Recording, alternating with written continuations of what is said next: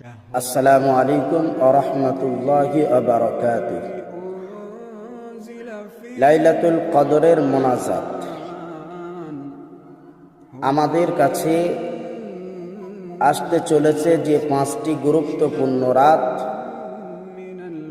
সেই রাতে এবং দিনে আমরা বেশি বেশি করে এই দোয়াটি পাঠ করব ইনশাআল্লাহ।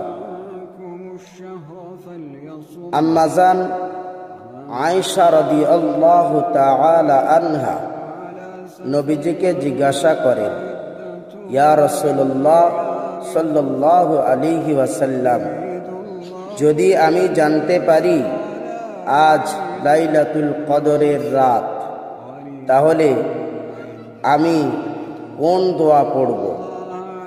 নবীজি বললেন, তুমি এই দোয়াটি বেশি বেশি করে পাঠ করো।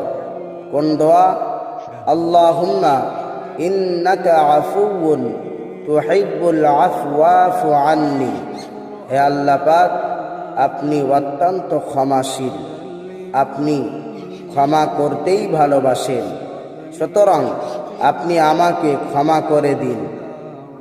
আমরা বেশি বেশি করে এই দোয়াটি আমরা পাঠ করব ইনশাআল্লাহ।